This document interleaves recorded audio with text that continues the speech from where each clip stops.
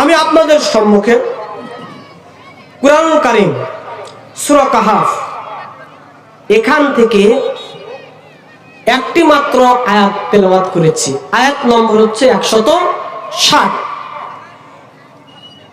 এই আয়াতের বিষয়বস্তু হলো আল্লাহ পাক তার বান্দাদেরকে সর্বোচ্চ জান্নাত দান করবেন।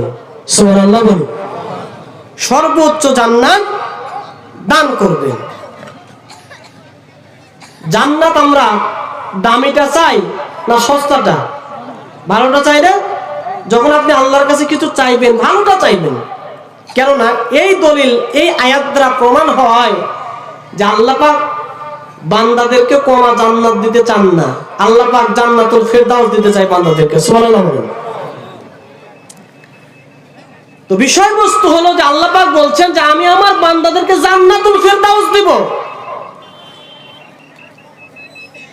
কাজ কি? কাজ হলো মাত্র দুইটা। কয়টা কাজ? দুইটা কাজ। আল্লাহ বলছেন আমানু ওয়া আমিলুস সলিহা। কাজ দুইটা কি? এক নাম্বার কাজ হলো ঈমান আনবে। ঈমানটা আনবো কার উপরে? আল্লাহর উপরে, রাসূলের উপরে। আল্লাহ বলছেন যে যদি বান্দারা ঈমান আনে, আমলে সলে করে, তাহলে আমি আল্লাহ প্রতিশ্রুতি দিয়ে দিলাম বান্দাদেরকে ছোটখাটো কোনো জান্নাত নয়, জান্নাতুল ফিরদাউস আমার বান্দাদের জন্য নিবদ্ধ করে রেখেছি। এই দুইটা ওয়াজ তো আপনাদের আগের থেকে জানা আছে। ঈমান আনা মানে কি? বিশ্বাস স্থাপন করা। কার প্রতি?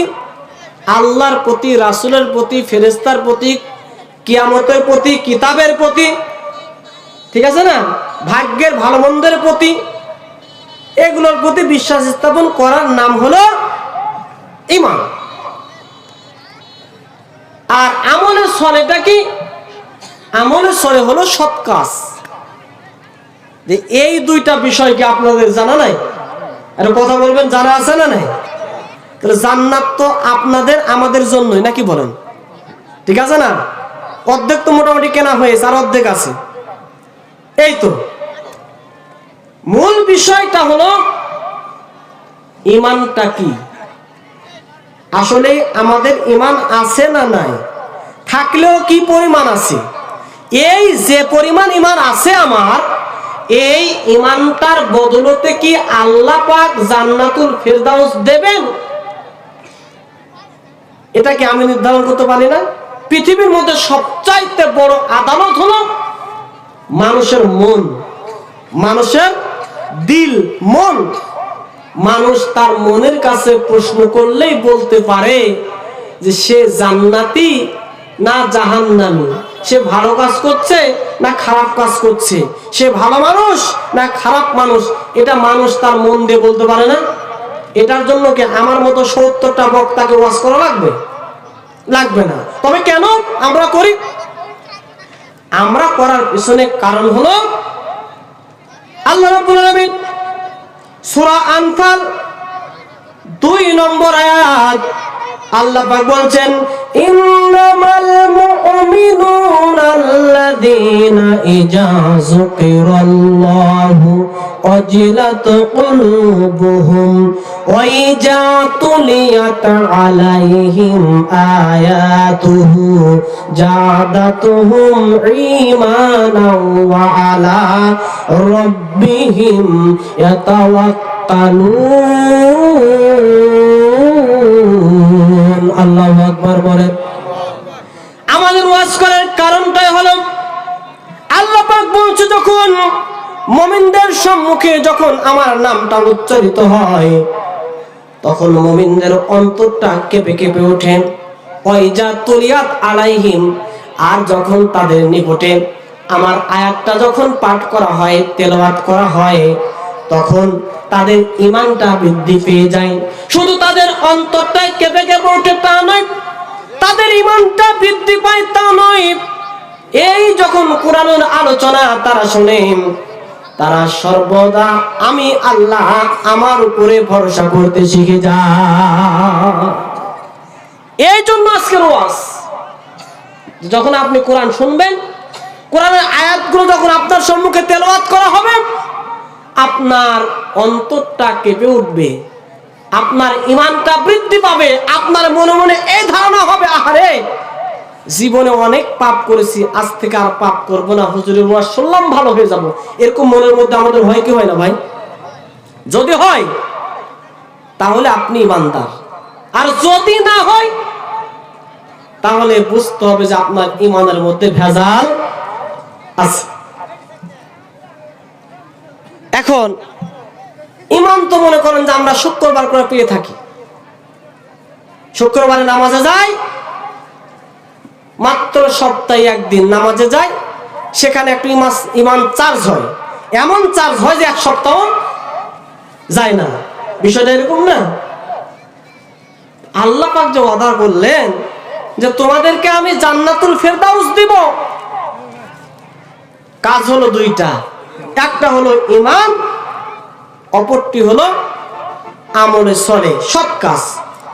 ঈমান আর আমলে সলে এই দুইটা হলো আলাদা, তবে ঈমানটা হচ্ছে আপনার অদৃশ্যের প্রতি বিশ্বাস স্থাপন করা, আর আপনি যেটা বিশ্বাস করেছেন বাস্তবে সেটা আমল করাটার নাম হলো আমলে সলে। কথা ক্লিয়ার বুঝতে পারছেন কি? আমার অদৃশ্যের প্রতি, যেটা আপনি দেখেননি, যেটা আপনাকে না দেখে বিশ্বাস করানো হচ্ছে, আপনি বিশ্বাস করছেন কবর আছে, কিয়ামত আছে, হাসর আছে, বিচার হবে, মানুষ জান্নাতে যাবে, জাহান্নামে যাবে, নবীজির সুপারিশ দরকার হবে, এগুলো বিষয়কে আমরা দেখেছি? দেখি নাই। এইগুলো বিষয়গুলো মেনে নেওয়া, বিশ্বাস করাটা হলো ঈমান। আর আমি যে আল্লাহকে বিশ্বাস করেছি, রাসূলকে বিশ্বাস করেছি, কবরকে বিশ্বাস করেছি, হাসরকে বিশ্বাস করেছি, সেই বিশ্বাস অনুপাতে আমি যে কাজগুলো বাস্তবায়ন করব সেটা হলো আমলে সলে। এখন আপনি যদি ঈমানদার হন, আর ঈমানদার হওয়ার পরে যখন আপনি ইসলামের পথে চলবেন, আল্লাহর দেখিয়ে দেওয়া পথ, রাসূলকে অনুসরণ যখন আপনি করবেন, বলেন তো তখন কি আপনি একাই মনে করেন যে ভালো হতে চাচ্ছেন, সমাজের লোক কি আপনাকে ভালো থাকতে দেবে? কথা বলেন, থাকতে দেবে কি? সমাজের লোক ভালো থাকতে দেবে না। কারণ কি?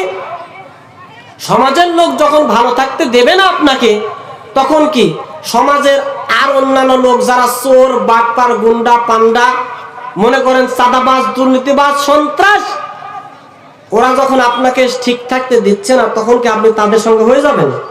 তারা যে কাজ করতে বলবে সেটা আপনি করবেন কি? না। তাহলে কি করবেন? এটা হচ্ছে আপনার উপর কি একটা পরীক্ষা। আপনি যখনই ঈমানদার হিসাবে নিজেকে আপনি হাইলাইট করতে যাবেন, তখনই কিন্তু আপনার প্রতি পরীক্ষা আসবে। এটা কি আমার কথা? আল্লাহ রাব্বুল আলামিন সূরা আনকাবুত 2 নম্বর আয়াতে আল্লাহ পাক বলছেন, আহাসিবান নাসু আইয়াতুরাকু আইয়াকুলু আমান্না ওহুম লা ইফতানুন। আল্লাহু আকবার বলেন।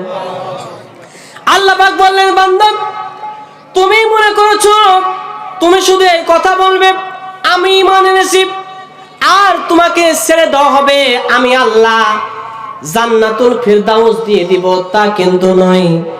আমি আল্লাহ তোমাকে পরীক্ষা করব, আর যদি তুমি আমার পরীক্ষাতে সাকসেস হতে পারো, তাহলে কেবল আমি আল্লাহ পাক জান্নাতুল ফিরদাউসটা তোমার জন্য লিপিবদ্ধ করে রেখেছি। পরীক্ষা আসবে, এই পরীক্ষাতে সাকসেস হওয়ার জন্য আল্লাহ পাক সিলেবাস দিয়েছেন। এই সিলেবাসের মাত্র বই হলো 2টা। কয়টা বই? 2টা। স্কুল, কলেজ, ইউনিভার্সিটি, মাদ্রাসাতে ছেলেমেয়েরা যায়, সিলেবাসের অনেকগুলো বই পড়ে। এত বই পড়ার পরেও মানুষ শিক্ষিত হচ্ছে বটে, কিন্তু সমাজ থেকে দুর্নীতি বন্ধ হয় নাই, সমাজ থেকে চুরি বন্ধ হয় নাই, জেনা বন্ধ হয় নাই, দখলদারিত্ব বন্ধ হয় নাই। তার মানে বোঝা যাচ্ছে যে এই শিক্ষা ব্যবস্থা দিয়ে জাতির কখনো কল্যাণ আসতে পারে না। সাহাবায়ে কেরামদের সিলেবাসের বই মাত্র ছিল দুইটা। এক নাম্বার হলো কিতাবুল্লাহ, আল্লাহর কোরআন, আর দ্বিতীয় হলো সুন্নাতে রাসূল, রাসূলের সুন্নাহ। এই দুইটা সিলেবাসের কিতাব সাহাবা আজমাইন, তাবে তাবিন, খোলাফায়ে রাশিদিন, আইম্মায়ে মুস্তাহিদিন, ইনারা মাত্র দুইটা সিলেবাসের কিতাব তারা গ্রহণ করার পরে এক একজন সাধারণ মানুষ নয়, অসাধারণ মানুষে যে পরিণত হয়েছিল। আর বর্তমান সিলেবাসের অনেক বই আমাদের ছেলে মেয়েরা পড়ে, কিন্তু ছেলে মেয়েরা এখনো রাস্তার ধারে দাঁড়িয়ে হস পাইপ বের করে সুন্দর করে প্রস্রাব করে না অনেকেই। এই তো রিসেন্ট কয়েকদিন আগে এক মাহফিলে যে বাথরুমে আমি গেলাম, দেখতেছি যে এক ভদ্রলোক প্রসাবখানাতে দাঁড়িয়ে থেকে চেন খুলে কাজ সারতেছে। তখন আমি চিন্তা করলাম, হায় রে, মাহফিল শুনতে আসার পরও যে এরকম দৃশ্য চোখে পড়বে, এটা আমি মনে করি নাই। করে না অনেকে? শীতের দিন তো আরো সুযোগ নেই, বুঝছেন? কোন রকম বের করার পরে মনে হচ্ছে যে পানিও দেবে না, এরকম ভাব। কারণটা কি? কারণ হচ্ছে যে সে প্রকৃত সিলেবাস গ্রহণ করতে পারে নাই। আচ্ছা, এরকম কোন সুযোগ গ্রহণ করে আল্লাহর কাছে কি পাওয়া যাবে? কোরআন হাদিসের বাইরে অন্য কোন মতাদর্শ, অন্য কোন আদর্শ কি গ্রহণ করা যাবে? মুসলমান যিনি, তিনি কোরআন হাদিসের বাইরে বাতিল কোন মতবাদ, বাতিল কোন কিতাব, বাতিল কোন মতাদর্শ মুসলমান গ্রহণ করতে পারবে না। এই জন্য কই বলেন, বাতিল সে দবনে ওয়ালে ও আসমানে হাম, বাতিল সে দবনে ওয়ালে ও আসমানে হাম, ओ बरकर सुखा है तू इम्तिहा हमारा। কবি সম্রাট আল্লামা ইকবাল বলে, মুসলমান তো সেই জাতি যে জাতি বাতিলের কাছে মাথা নত করবে না, বাতিল কোন মতাদর্শ গ্রহণ করবে না, বাতিল কোন তন্ত্র মন্ত্র মুসলমান গ্রহণ করবে না। মুসলমান একমাত্র কেবলমাত্র সবেমাত্র যে কিতাবটা গ্রহণ করে নিবে তার নাম, সিল্লা বলেন কি? কি নাম? কোরআন কারীম। একটা দৃষ্টান্ত মনে পড়ল, এক বুড়ো বাবাজি কি যেন বইয়ের মতো করে নিয়ে বগলে করে নিয়ে এই সুকান দিঘির থেকে সোনাইচন্ডী, সোনাইচন্ডীর থেকে এইদিকে কি মোড় আছে, এদিকে মাদাইপুর, এই মোড় গুলাতে ঘোরাফেরা করে, কি যেন বগলের মধ্যে নিয়ে ঘোরাফেরা করে। সমাজের কিছু বখাটে ছেলে পেলে আছে, এরা চিন্তা করছে, আরে চাচা কি বুড়াতি বয়সে বিসিএস পরীক্ষা দিবে নাকি, বগলে করলে কি ঘুরে? তো কামের ছেলে পেলে একদিন চাচাকে ধরছে, চাচা আপনাকে লক্ষ্য করা যাচ্ছে বেশ কিছুদিন থেকে আপনি বগলে করে নিয়ে কি একটা বই নিয়ে ঘোরাঘুরি করতেছেন, কারণটা কি? আর এই বই কিসের বই? তো চাচা বলছে, ভাতিজারে দুঃখের কাহিনী তুই আর বলিস না। কেন চাচা? তো বলছে, এটা বই নয়, এটা হলো আমার বাড়ি, জায়গা, জমি, পুকুর টুকুর যা আছে সবগুলোর দলিল। তো দলিল আপনি বাড়িতে রাখবেন, সাথে কিনে ঘুরেন কেন? প্রশ্ন আছে না নাই? তো বলছো কম দুঃখে ঘুরি। সোনাইচন্ডী বাজারে যে মার্কেট, এটা আমার বড় ভাই জোর করে ক্ষমতার দাপটে ওই মার্কেটটা দখল করে নিছে। মাদাইপুর মোড়ে বিশাল বড় একটা পুকুর, এই পুকুরটাও আমার ভাতিজারা জোর করে নিয়ে নিয়েছে। আমি যে বাড়িতে থাকি, এই বাড়িটাও আমার এক ভাতিজা জোর জবরদস্তি করে খায়। আমি চিন্তা করলাম যে না জানি কখন তারা আমার বাড়ি পুকুর মার্কেটের এই দলিলগুলোও জোর করে নিয়ে নেয়, যাতে তারা না নিতে পারে। এই জন্য এই দলিলগুলো আমি সঙ্গে করে নিয়ে ঘুরতেছি।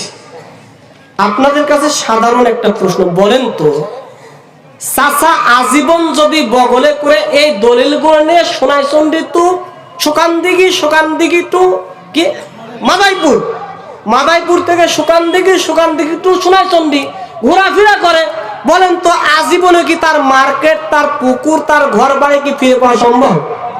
কি করা লাগবে? তার এই দলিল মোতাবেক কোর্টে গিয়ে একটা কি করা লাগবে? রিট করা লাগবে, মামলা করা লাগবে। যখন কোর্টে মামলা করবে, মামলার তদন্ত অনুপাতে অরিজিনালি যদি চাচার সেগুলো হয়, চাচা কি তার পুকুর, তার মার্কেট, তার ঘর বাড়ি সব ফিরে পাওয়া সম্ভব? সম্ভব কিনা ভাই? সম্ভব। কথাটা বললাম এই জন্যই যে আমাদের চরিত্র, আমাদের সমাজ, আমাদের আকল, আমাদের বিবেক, আমাদের রাজনীতি, আমাদের অর্থনীতি, আমাদের সমাজনীতি, আমাদের আধিপত্য, আমাদের ক্ষমতা সব কিছু বাতিলেরা নিয়ে নিয়েছে। আমরা শুধু কোরআনটা মুখে আর বুকে নিয়ে বলতেছি, আল্লাহ তুমি আমাকে বাঁচাও, আল্লাহ এই চাঁদাবাজদের হাত থেকে বাঁচাও, আল্লাহ এই পাথর মারদের হাত থেকে বাঁচাও, আল্লাহ যারা হাতির মাথায় গুলি করলো তাদের হাত থেকে আমাদেরকে বাঁচাও। আজীবনও বলেন তো এই কথা বলে কি আমরা সমাজে শান্তি ফিরে পাবো? বুঝে শুনে কথা বলেন, শান্তি ফিরে পাবো কি? চাচার দলিল যেমন কোর্টে দেওয়ার পরে সুন্দরভাবে তদন্ত করার পরে যেমন সম্ভব তার সমস্ত প্রকার সম্পত্তি উদ্ধার করা, ঠিক তেমনি ভাবে এই কোরআনটাকে সংসদে দিয়ে সেখান থেকে বিল পাস করার পরে কেবলমাত্র সমাজে শান্তি প্রতিষ্ঠিত করা সম্ভব। বলেন ঠিক কিনা? এই জন্য আমাদেরকে এই কোরআন নামক এই দলিলটাকে সংসদে দিতে হবে। বলেন ঠিক কিনা? আমার ভাইরা, সমস্ত কিছু আমাদের নিয়ে নিয়েছে, শুধু শুক্রবার করে মসজিদে যায় আর বলি যে আমার ইমান ঠিক আছে। আল্লাহ যেই ইমানের কথা বলে জান্নাতুল ফেরদাউস দেওয়ার জন্য ওয়াদাবদ্ধ করেছেন, সেই ইমান আর আমাদের ইমানের মধ্যে কোনো মিল আছে কি ভাই? রাজনীতির ওয়াজ মনে করলেন নাকি? আবার একটা ঘটনা বলি। পৃথিবীতে 4 জন বাদশা ছিল, সবচাইতে বড় 4 জন বাদশা ছিল। তার মধ্যে মুসলিম ছিল 2 জন আর অন্য ধর্মের ছিল 2 জন। মুসলমানদের মধ্যে হলে একজন বাদশা জুলকারনাইন, যাকে সেকেন্দার বাদশা বলা হয়, আর দ্বিতীয় ছিল বাদশা সুলাইমান। আর অন্য ধর্মের মধ্যে ছিল নমরুদ, আর দ্বিতীয় ছিল বাদশা বখতনসর। তো বাদশা বখতনসর একদিন স্বপ্ন দেখতেছেন যে তার মাথায় একটা তার বাড়ির পোষা কবুতর তার মাথায় নেমে মাথায় পড়ে তার মাথা ঠুকরে মগজ বের করে খাচ্ছে। স্বপ্ন দেখতেছে যে তার বাড়ির পোষা কবুতর তার মাথা ঠুকরে মগজ বের করে খাচ্ছে। সকালবেলা তার সভাসদবর্গ, মন্ত্রণা পরিষদের সবাইকে ডাকলেন, ডেকে বললেন যে আমি আজকে স্বপ্নে দেখলাম যে আমার বাড়ির পোষা কবুতর আমার মাথা ঠুকরে মগজ বের করে খাচ্ছে। এর ব্যাখ্যা কি বলো দেখি? কেউ বলতে পারে না। বাদশা বখতনসরের সময় আল্লাহ পাক একজন নবীকে সেই সময় প্রেরণ করেছিলেন। সেই নবীর নাম হলো, সেই নবীর নাম কি জানেন? সেই নবীর নাম হলো দানিয়েল আলাইহিস সালাম। তো সবাই বলা বলি করলো, হুজুর আপনার যে স্বপ্ন, এই স্বপ্নের তাবিল দানিয়াল নামক একজন লোক আছে, এ বলতে পারবে। বাচ্চা বলল তাহলে ডাকো। ডাকা হলো, স্বপ্নের তাবিলটা প্রশ্ন করা হলো। বাদশাহ দানিয়াল বললেন, হুজুর আপনার এই স্বপ্নের তাবিল হলো যে আপনার হাতে গড়া সেনাবাহিনীর হাতে আপনার মৃত্যু হবে। কি হবে? আপনার হাতে গড়া সেনাবাহিনীর হাতে আপনার মৃত্যু হবে। এই সময় যারা সেনাবাহিনী আছে এদের মেজাজ নরম না গরম হবে? এরা তখন বাদশাহ বক্তে নসরের কানে কানে গিয়ে বলে, হুজুর দেখছেন এই মৌলবীর কাম? মৌলবী কত বড় খারাপ! আমরা আপনার খাই, আপনি বেতন দেন, আপনার অর্ডার ফলো করি, আর আপনাকে আমরা মেরে ফেলবো? হবে না। এই মৌলবীর কথায় জঙ্গির গন্ধ পাওয়া যাচ্ছে। তাহলে উপায় যে কোনো কথা নাই, এই মৌলবীকে জেলে দেন, জেলে ভরেন। অনেক বাড়া বাড়িছে, বাড়ি কমাতে হবে হুজুরদের, তাই না? বাদশাহ বক্ত নসর চিন্তা করেন, ঠিকই তুই, আমি খাওয়াই, আমি বেতন দিই, আমার কথা মতন চলে, আরে এরা আমাকে মেরে ফেলবে, হতেই পারে না। মন্ত্রণা পরিষদের সিদ্ধান্ত মোতাবেক আল্লাহ নবী দানিয়েল আলাইহিস সালামকে জেলের সেলের মধ্যে বন্দী করা হলো। বাদশাহ দানিয়েলের কানে কানে সভাসদ বর্গরা বললেন, হুজুর এই হুজুরকে কিছু খাবার দেওয়া যাবে না, এমন অল্প পরিমাণ খাবার দিবেন যেই খাবারের কারণে সে কষ্ট পায়। এরপরে বাদশাহ বক্ত নসর বলল, ঠিক আছে। এরপরে মন্ত্রণা পরিষদের আরেকজন সদস্য এসে বলল, হুজুর শুধু তাকে এমনি এমনি সেলের মধ্যে বন্দি রাখলে চলবে না। আমরা মনে করতেছি এই হুজুরের যে উস্কানিমূলক বক্তব্য, যদি তাকে জেল থেকে আবার বের করে দেন, সে তো মানুষকে আবার উস্কানিমূলক বক্তব্য দিয়ে বিশৃঙ্খলা সৃষ্টি করবেন। সুতরাং তাকে দুনিয়ার থেকে বিদায় করে দেওয়া লাগবে। বাদশাহ বক্ত নসর বলল, তাকে দুনিয়া থেকে বিদায় করব, কিন্তু প্রকাশ্যে তাকে মেরে ফেলা যাবে না। একজন মন্ত্রী পাশ থেকে বলল, হুজুর একটা কৌশল আছে। কৌশলটা হলো আমরা বন থেকে একটা বাঘ ধরে নিয়ে আসব। এই বাঘটাকে নিয়ে আসার পরে বাঘটাকে বেশ কিছুদিন অনাহারে রাখবো। বাঘটা ক্ষুধার্ত হয়ে যাবে, আর এই ক্ষুধার্ত বাঘটা দানিয়ালকে যেই সেলের মধ্যে বন্দি করা হয়েছে সেই সেলের মধ্যে ঢুকে দিব। ক্ষুধার্ত বাঘ কোনো কিছু দেখবে না, ডাইরেক্ট গিয়ে দানিয়ালকে খেয়ে ফেলবে। দুনিয়ার থেকে সমস্ত প্রকার ষড়যন্ত্রগুলো একদম নিশ্চিহ্ন হয়ে যাবে। যা কথা তাই কাজ। বন থেকে একটা বাঘ ধরে নিয়ে আসা হলো, বেশ কিছুদিন বাঘকে অনাহারে রাখা হলো।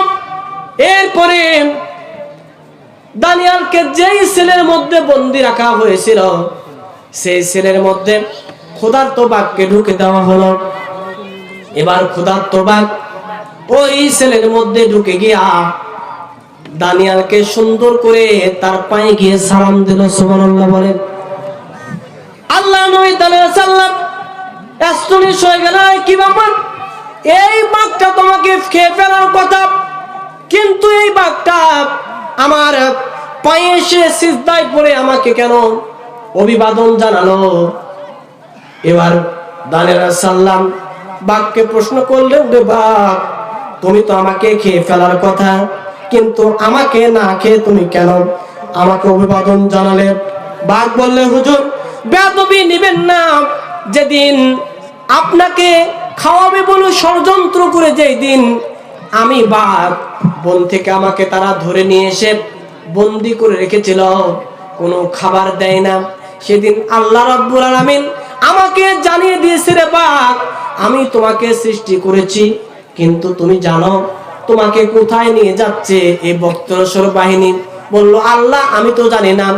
এই সময় আল্লাহ আমাকে বলে দিয়েছে, রে বাঘ, তারা তোমাকে নিয়ে যাচ্ছে আমার বান্দা দানিয়াল আলাইহিস সালামকে খাওয়ার জন্য, কিন্তু আমি আল্লাহ রাব্বুল আলামিন আমার বান্দা দানিয়ালকে খাওয়া তো দূরের কথা, দানিয়ালের শরীরের একটা পশম নড়ানো আমি আল্লাহ পাক তুমি বাঘের জন্য হারাম করে দিলাম। সুবহানাল্লাহ বলবেন না? আমার বন্ধুরা,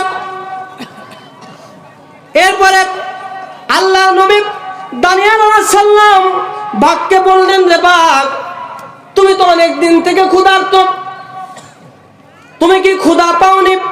বাঘ বলল, হুজুর ক্ষুধা পেয়েছি, কিন্তু আল্লাহ রাব্বুল আলামিন আমাকে বলে দিয়েছে, বাঘরে, যখন তুমি অনুভব করবে ক্ষুধার্ত হয়েছো, তখন তুমি আমার বান্দা দানিয়ালকে বলবা, সে যেন তার হাতের তালুটা তোমাকে চাটার জন্য সুন্দরভাবে তোমার সম্মুখে পেশ করে দেয়। যদি তুমি আমার নবী দানিয়ালের হাতের তালুটা যদি লেলিহান করো, চাটাচাটি করো, তাহলে আমি আল্লাহ রাব্বুল আলামিন দানিয়ালের হাতের তালুটা চাটার পরিবর্তে আমি আল্লাহ পাক তুমি বা তোমার ক্ষুধাটা নিবারণ করে দিব। আল্লাহর নবী দানিয়াল আলাইহিস সালাম এবার তার দুই হাতটা বাঘের সম্মুখে সুন্দর করে মেলিয়ে দিলেন। বাঘ তো সুন্দর করে তার হাতের চালুটা লেলিহান করতে লাগলো। অপরপক্ষে বাচ্চা ভক্ত নসরের সেনাবাহিনীরা দেখতে পেল যে দানিয়াল বাঘের সঙ্গে সুন্দর একটা দোস্তালি লাগিয়ে দিয়েছে। এইবার তারা গিয়া বাচ্চা ভক্ত নসরকে বলল, হুজুর দেখেছেন এই মৌলবীর কত বড় জাদুকর, বনের একটা হিংস্র বাঘকে পর্যন্ত সে বশ করে নিয়েছে, কত বড় জাদুকর। বাচ্চা ভক্ত নসর বললেন, এই শোনো,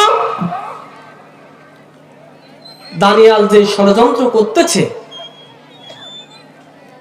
দানিয়ালের সমস্ত প্রকার ষড়যন্ত্রগুলোকে এই মুহূর্তে বানচাল করে দেওয়া হবে। কি কাজ? তো বলছে, আজকের থেকে রাত্রিবেলা আমার এই রাষ্ট্রের কোন লোক যাতে বাইরে বের না হয়।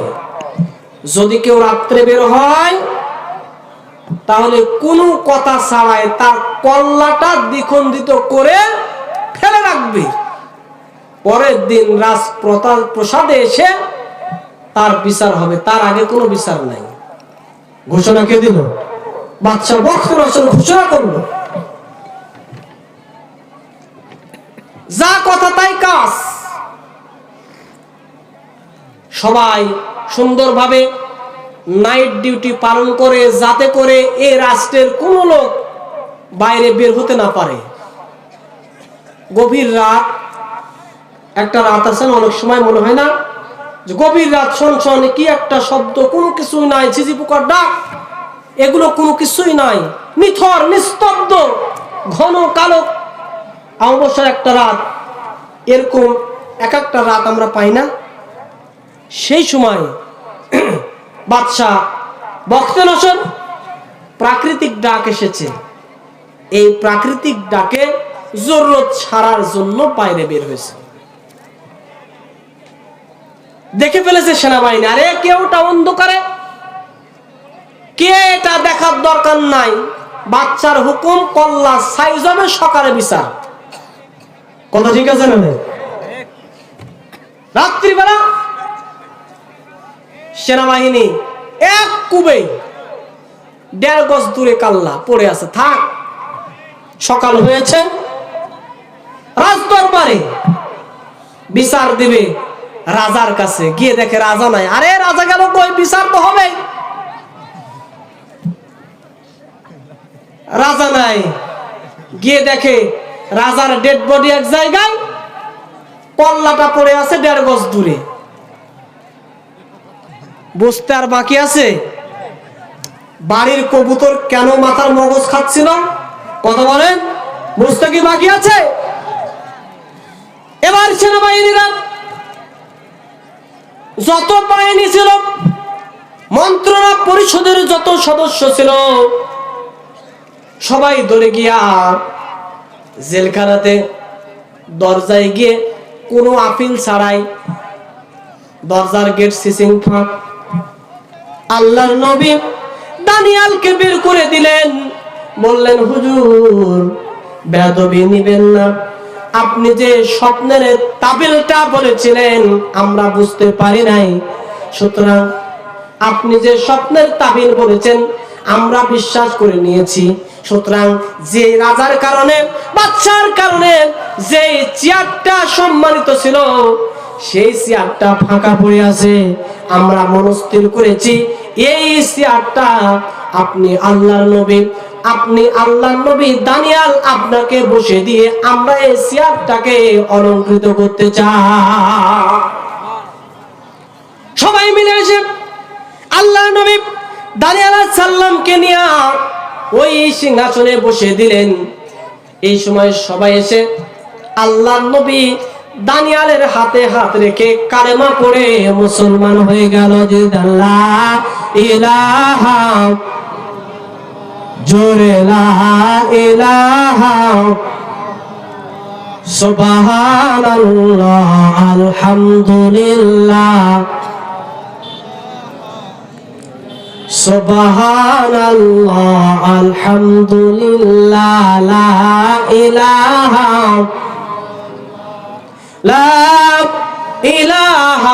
ইল্লাল্লাহু মুহাম্মাদুর রাসূলুল্লাহ সাল্লাল্লাহু আলাইহি ওয়াসাল্লাম। তাহলে যে বিষয়টা আলোচনা করছিলাম, আল্লাহ পাক জান্নাতুল ফেরদাউস দেবে, কাজ কয়টা? দুইটা।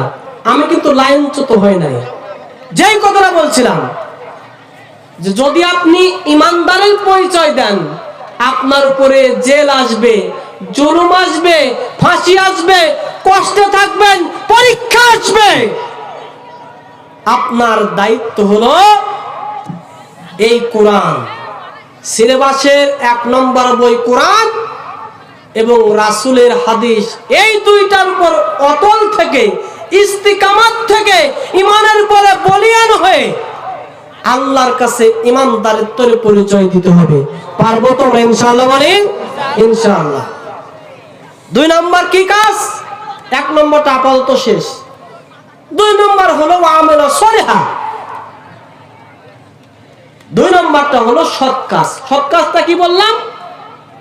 সৎ কাজটা হচ্ছে যে আপনি কোরআন হাদিসের আলোকে অদৃশ্যকে বিশ্বাস করে যা অর্জন করেছেন বাস্তবে তা কি আমল করার নামটা হলো সৎ কাজ করা।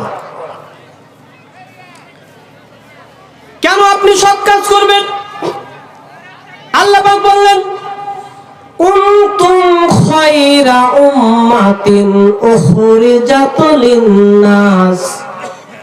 আল্লাহ পাক বলল, আমি আল্লাহ তোমাদেরকে সর্বোত্তম জাতি করে পাঠিয়েছি। এই সর্বোত্তম জাতির কাজ হলো তা'মুরুনা বিল মারুফ, সৎ কাজের আদেশ দেওয়া, অসৎ কাজে বাধা প্রদান করা। এই জন্য আপনাকে সৎ কাজ করা লাগবে। আল্লাহ পাক বললেন, সৎ কাজ করার পিছনে মানুষের দুর্বলতা আছে না নাই? আছে। আপনি যদি কাউকে যদি আপনি দান সদাকা করতে না পারেন, তাহলে সেই মানুষটাকে আপনি ভালো পরামর্শ দেবেন। ভালো পরামর্শ দেওয়াটাও হলো সৎ কাজ। কি কাজ? সৎ কাজ। হাদিস, আপনি যদি দান করতে না পারেন, মানুষকে একটা ভালো পরামর্শ দেবেন। ভালো পরামর্শ দানের সমান সমপরিমাণ সওয়াব আল্লাহ আপনার আমলনামাতে দেবেন। আমরা কি সৎ পরামর্শ দেই? কথা বলেন, সৎ পরামর্শ তো কি দেই? হুজুর আসছে মসজিদে এসে মনে করেন যে হুজুর ওয়াজ করছে যে ভাই সৎ কাজ করা লাগবে, আল্লাহর এই জমিনে প্রতিষ্ঠিত করতে হবে, সৎ লোকের শাসন বাস্তবায়ন করা লাগবে। আমরা নামাজ পড়ি যে আল্লাহর হুকুমে, আমাদের সমস্ত চলবে সে আল্লাহর হুকুমে। এই ওয়াজ যখন মসজিদে হুজুর চালায়, সাইটের মাতব্বর আবার বলে, এই দেখছি কে এটারে মসজিদে রাজনীতি শুরু করেছে। এদিকে বলে কি, এদিকেও আছে, ও ঝামেলা সব জায়গায়, তাই না? বিষয়টা হচ্ছে যে আল্লাহ পাক বলছেন, তাআনু আলাল বিররি ওয়াত তাকওয়া ওয়ালা তাআনু আলাল ইসমি ওয়াল উদওয়ান, যে তোমরা পারস্পরিকভাবে একাগ্রতার সহিত একে অপরে ভালো কাজের জন্য সহযোগিতা করবে আর খারাপ কাজে বাধা প্রদান করবে। এটা হুকুমটা কার? আল্লাহ।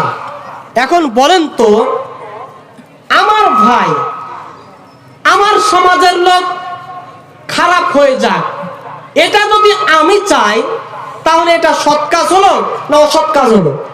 কথা বলবেন একটু। আমার ভাই আল্লাহর আইন বাস্তবায়ন চাই না, মানুষের তৈরি করা আইন বাস্তবায়ন চাই। আমি যদি এটা বোঝার পরে আমার ভাইকে বাধা না দেই, তাহলে এটা আমার সৎ কাজ না অসৎ কাজ?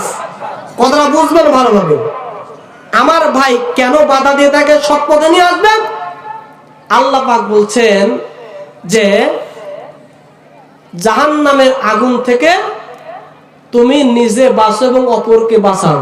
কুআনফুসাকুম ওয়া আহলিকুম নার, যে তুমি নিজে জাহান্নামের আগুন থেকে বাঁচো এবং তোমার আহাল, পরিবার, তোমার সমাজ, তোমার রাষ্ট্র, সমাজের লোক, রাষ্ট্রের লোক সকলকে জাহান্নামের আগুন থেকে বাঁচাও। এই দায়িত্বটা দিয়েছেন কে? জোরে বলবেন, কে দিয়েছে? আল্লাহ। এখন এই কাজগুলো যখন আমরা করি, তখন মানুষের গাজালা শুরু হয়ে যায়। দৃষ্টান্তটা আমি মাঝে মধ্যেই দিই, সেই দিনও এই দৃষ্টান্ত দিয়েছিলাম। স্যার ওই মাহফিলেও সভাপতি ছিলেন। দৃষ্টান্তটা হলো এরকম যে এক লোক শখ করে বেটাকে মৌলবি বানাবে। আমাদের অনেকেরই মনের তামান্না না, ইসরে আমার বেটা যদি আলেম হয়। এই জন্য কিন্তু আমরা অনেকেই পেট থেকে বাচ্চা বের হওয়ার আগে নিয়াত করি যে মৌলবি বানাবো, করি না? করি। তো সেই লোকটারও আশা যে আমার বেটা বড় একটা মৌলবি হবে, আলেম হবে, ওয়াজ করবে, বড় বড় রান খাবে, মাছের কাল্লা খাবে। মানুষের আশা থাকে না? থাকে না? থাকে। তো শখ করে বেটাকে মাদ্রাসাতে দিয়েছে, বড় মাদ্রাসা আক্কেলপুর। এখান থেকে পাস টাস করার পরে বেটার চান্স হয়েছে, মনে করেন সৌদি আরব আল কাসিম বিশ্ববিদ্যালয় বা মদিনা বিশ্ববিদ্যালয় চান্স হয়েছে। ওখানে বেটার সব পড়া শেষ, যত রকমের ডিগ্রি সব হাসিল। এখন আসবে কোথায়? বাড়িতে। বাপকে ফোন দিয়েছে, আব্বা ডিসেম্বরের 23 তারিখ আমার ফ্লাইট, বাসায় যাব। বাপ কৃষক মানুষ, ফোন পেয়ে শুনে তো মহা খুশি, আরে আমার বেটার পড়া শেষ, বেটা আসবে বাড়িতে। মাইক্রো রিজার্ভ মরদ ভাড়া করে চলে গেছে ঢাকা এয়ারপোর্টে। কখন বেটা আসে? আরে বেটা আসে না, বেটা আসে না, ঘড়ির দিকে টাকায় কখন আসবে বেটা, প্লেনও উড়ে না। কাহিনীটা কি? এরই ফাঁকে তাকে প্রসাব লেগেছে, সেই প্রসাবের ব্যাগ হচ্ছে যে মানের চেন খুললেন, চিন্তা করছে আরে প্রসাব করতে যাবো, যদি বেটা চলে আসে। আবার চিন্তা করছে প্রসাবও তো কম লাগে নেই, তা বলছে থাক আগে বেটাই আসুক। বেটার প্রতি ভালোবাসা আছে না? সাত করে দেখে একটা বিমান হাজির, দেখে বেটা লাগেজ ব্যাগেজ সহকারে বের হয়ে যাচ্ছে, মহা খুশি, প্রসাবের কথা মনেই নেই। তাড়াহুড়া করে বেটাকে মাইক্রো দিতে বলছে, বেটা চল। এখানে থামা যাবে না, কারণ অনেক গুন্ডা মাস্তান পান্ডা যারা আছে আক্রমণ করতে পারে, দরকার নাই, বা বাড়ির চল। সিরাজগঞ্জ পার হয়েছে। এবার বেচারা প্রসাবের কি জ্বালা বুঝেছে, তো বেটা এবার থামা লাগবে, পারে চরম বিপদে আছে, না মুতলে হবেই না, বাংলা কথা এটা। এরপরে মাইক্রো থেকে নেমে বাপের তো হুঁশ নাই, এদিকে পশ্চিম না, হ্যাঁ মনে করেন যে নাই পড়তে নামেস কাজ স্টার্ট দিবে পশ্চিম দিকে, বেটা বলছে আব্বা থামে, কারণ কেবলার দিকে মুখ করে মুতা জায়েজ নাই। বাপ কি করবে, দিশা নাই পূর্ব দিকে, বেটা বলছে আব্বা থামেন, কেবলার দিকে মুখ করে প্রসাব করা যেমন জায়েজ নাই, কেবলার দিকে পিঠ করেও প্রসাব করা জায়েজ নাই। বাপ করবে কি, দক্ষিণা বাতাস দক্ষিণ থেকে শুরু করছে, শুরু করবে হয় না এখনো, বেটা বলছে আব্বা থামেন, যেই বাতাস শুরু হয়েছে প্রসাব করবেন, ওই প্রসাবটা বাতাসের বেগে উড়ে আপনার গায়ে পড়বে, আপনি নাপাক হবেন, ওইদিকে প্রসাব করা যাবে না। বাপ বেকায়দায় করবে কি উত্তর দিকে, কিন্তু বাপ যেখানে বসেছিল তার সামনে হলো উষা, বাপ বসে আছে নিচাতে। বেটা বলছে আব্বা এখানেও প্রসাব হবে না, কারণ আপনার সামনে হলো উষা জায়গা, যদি আপনি উষা জায়গাতে প্রসাব করেন গড়ে আপনার গায়ে পড়বে, আপনি অপবিত্র হবেন। বাপ বলছে মুখ মুইনা তো বাড়ির চল, মাইক্রোতে উঠে মারিছে এক টান, এক টানে আক্কেলপুর। কোথায়? মাইক্রো থেকে নেমে বাড়িতে ঢুকে বলছে বেটাকে মলবি করবো, মুতলে তাড়াতাড়ি মুত, বেটা বাড়ি ঢুকে মুততে পারবো না।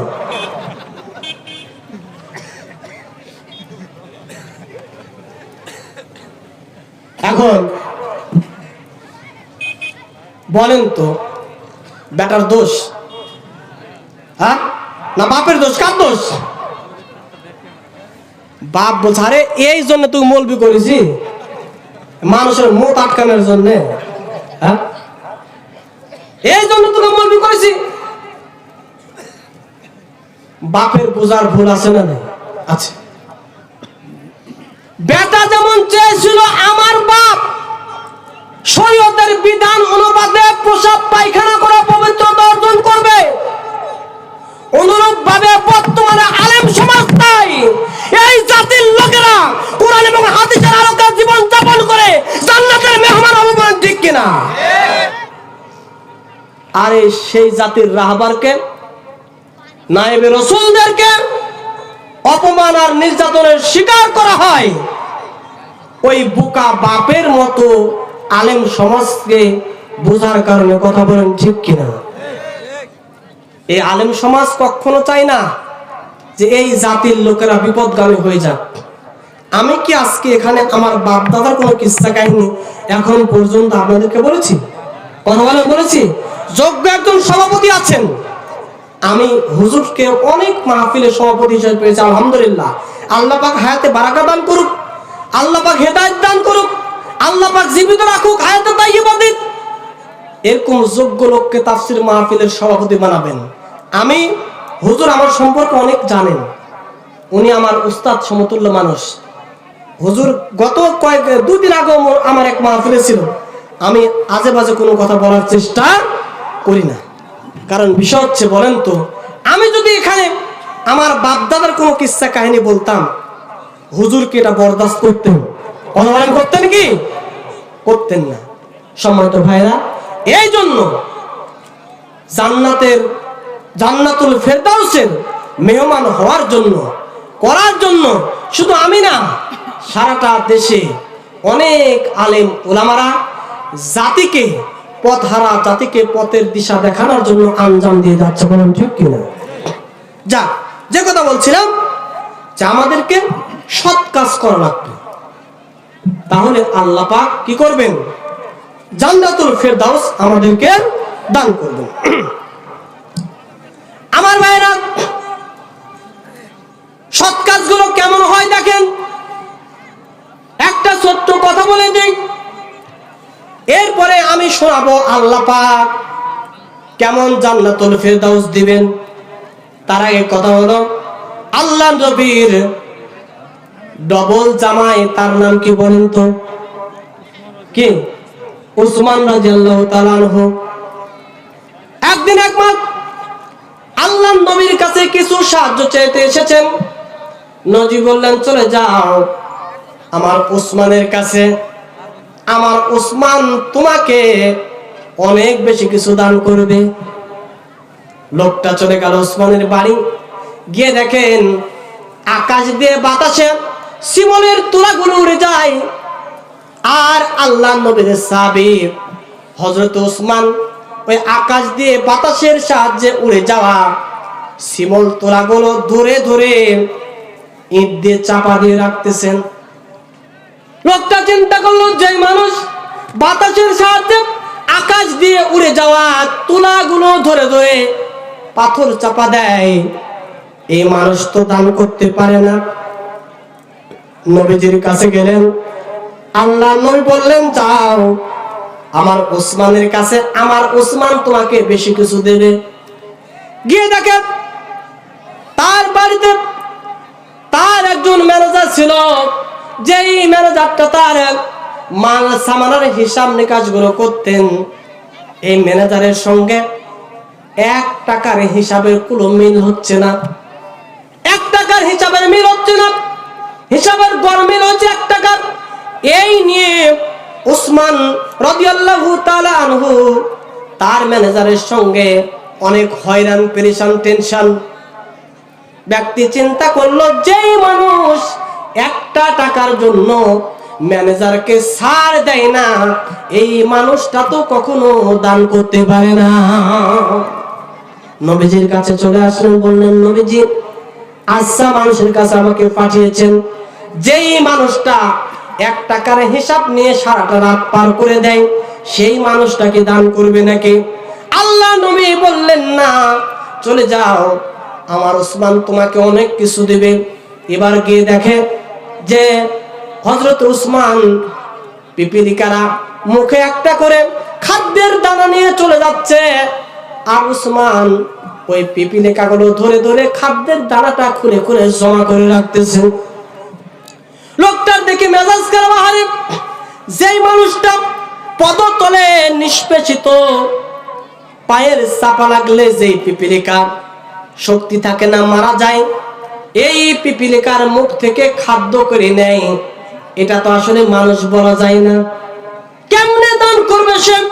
নবীজির কাছে গিয়া একটু মেজাজ খারাপ হলো, বললেন, নবীজি যেই মানুষটা পিপিলিকার মুখ থেকে খাদ্যের দানা কেড়ে নেয়, সেই মানুষটা কেমনে দান করবে? আমার ভাইরা, আল্লাহর নবী এবার বললেন, ও সাহাবী, তুমি উসমানের কাছে যাও, উসমান সত্যি সত্যি এবার তোমাকে দেবে। গিয়ে দেখো হযরত উসমান এবার সুন্দর করে প্রত্যেকটা পিপিলিকার গর্তে সমান হারে খাদ্য বন্টন করে দিচ্ছেন। লোকটা চিন্তা করলেন, এবার যেহেতু উসমান দেওয়া শুরু করেছে, এবার আমাকেও উসমান দেবে। উসমান রাদিয়াল্লাহু তাআলা আনহুর কাছে বললেন যে, আমি নবীজির কাছে গিয়েছিলাম, আল্লাহর নবী আপনার কাছে পাঠিয়েছেন, আমাকে কিছু সাহায্য করেন। উসমান বলল, নবীজি যেহেতু তোমাকে পাঠিয়েছে, তোমাকে সাহায্য করা হবে, তবে একটু ধৈর্য ধরা লাগবে। অনেকক্ষণ ধৈর্য ধরলেন। এরপর উসমান যখন কোনো কিছু দেয় না, লোকটা বিরক্ত বোধ করলেন। উসমান বললেন, শোনো, তুমি যদি বিরক্ত হয়ে যাও তাহলে অমুক মোড়ে চলে যাও, ওখানে গিয়ে বসে থাকো, সিরিয়াত থেকে আমার মালবাহী উট আসবে, গাধা আসবে, এখান থেকে তুমি তোমার ইচ্ছা মতো নিয়ে নিও। লোকটা বলল, আমি জীর্ণ শীর্ণ মানুষ, আমাকে দেখার পরে আপনার ম্যানেজার সহ ব্যবসায়িক ম্যানেজার যারা আছে তারা আমাকে বিশ্বাস নাও করতে পারে, নাও দিতে পারে, তবে আপনি একটা চিঠি লিখে দেন। এই সময় উসমান রাদিয়াল্লাহু তাআলা আনহু সুন্দর করে একটা চিঠি লিখলেন যে, এই ব্যক্তি যা নেবে তাকে তাই দিয়ে দিও। এবার চলে গেল চিঠিটা নিয়ে, সুন্দর করে ওই জায়গাতে বসে আছে। অনেকক্ষণ বসে থাকার পরে দেখে মালবাহী অনেকগুলো গাধা চলে আসতেছে। এবার ব্যক্তি সুন্দর করে দাঁড়িয়ে গিয়া ওই গাধার পিঠে সওয়ার হওয়া ব্যক্তিদেরকে বললেন, এগুলো কি উসমানের মাল? বললো, হ্যাঁ, এগুলো উসমানের মাল। বললো, দাঁড়াও। দাঁড়িয়ে গেছে, বললো, এই নাও চিঠি, কি লেখা আছে দেখো। চিঠিতে দেখে লেখা আছে, এই ব্যক্তিটা যা নিবে তাকে তাই দিয়ে দিও। এবার বলছে, ঠিক আছে, আপনি যা চান নিয়ে নেন। ব্যক্তিটা চালাক ছিল, সামনের গাধাটা দূরে টেনে নিয়ে বাড়িতে চলে গেল। গাধাদের একটা অভ্যাস হলো, সামনের গাধা যেদিকে যাবে পিছনের গাধাগুলো সেই দিকে চলে যায়। ব্যক্তিটার বাড়িতে গাধা পড়ে গেল, সব জড়সড় হয়ে গেছে। অপরপক্ষে নবীজি উসমান রাদিয়াল্লাহু তাআলা আনহুকে তলব করলেন, বললেন, উসমান রে, তোমার বিরুদ্ধে একজন ব্যক্তি আমার কাছে 3টা অভিযোগ করেছে। 1 নাম্বার অভিযোগ হলো, ব্যক্তি তোমার কাছে আমি দান নিতে পাঠিয়েছিলাম, কিন্তু তুমি নাকি আকাশ দিয়ে উড়ে যাওয়া তুলাগুলো ধরে ধরে পাথর দিয়ে চাপা দিয়ে রাখতেছিলা, কাহিনীটা কি? উসমান বললেন, নবীজি, কাহিনীটা হলো আল্লাহ রাব্বুল আলামিন সুন্দর করে বলেছেন, সুম্মা লা তুসআলুনা ইয়াওমা ইযিন আনিন নাঈম। আল্লাহ পাক বলেছেন যে তোমাদেরকে যা নিয়ামত আমি আল্লাহ পাক দিয়েছি, প্রত্যেকটা নিয়ামতের হিসাব তোমাদের কাছ থেকে নেওয়া হবে। ইয়া রাসূলুল্লাহ, যেই দিন আমি এই আয়াতটা শুনেছি সেই দিন থেকে আমার সম্মুখে যতগুলো নিয়ামত আছে, আমি একটা নিয়ামতও আমি নষ্ট করি নাই, সুন্দরভাবে প্রত্যেকটা নিয়ামত গুলো ধরে রাখি। আল্লাহ নবী বলল, ঠিক আছে, তবে 2 নাম্বার অভিযোগ হলো, তুমি নাকি তোমার কোষাধ্যক্ষের সাথে, অর্থাৎ যে তোমার বাইতুল মালের ম্যানেজার, তার সঙ্গে নাকি 1 টাকা নিয়ে চরম হিসিং, এটা নিয়ে নাকি চরম হিসিং, টেনশন, তুমি ছাড় দাও না, কাহিনীটা কি? এই সময় ওসমান বলে, হুজুর, আল্লাহ পাক বলেছেন, ইন্নাল মুবাজ্জিরিনা কানু ইখওয়ানাশ শায়াতিন, যারা অপচয় করে তারা হলো শয়তানের ভাই। ও নবী, আমি চিন্তা করে দেখলাম, অপচয় মানে 1 লাখ টাকা নষ্ট করা নয়, 1 টাকা অপচয় করাও যেমন অপচয়, লক্ষ লক্ষ কোটি কোটি টাকা অপচয় করা হলো অপচয়। সুতরাং আমার ম্যানেজার যখন 1 টাকার হিসাব গরমিল বোঝাতে পারে না, এই যদি তাই হয়, তাহলে কিয়ামতের দিন আমি অপচয়কারী হিসাবে আল্লাহর সম্মুখে দণ্ডায়মান হতে হবে, যার কারণে 1 টাকার হিসাব নিয়ে আমার ম্যানেজারের সঙ্গে আমার কথোপকথন চলছিল।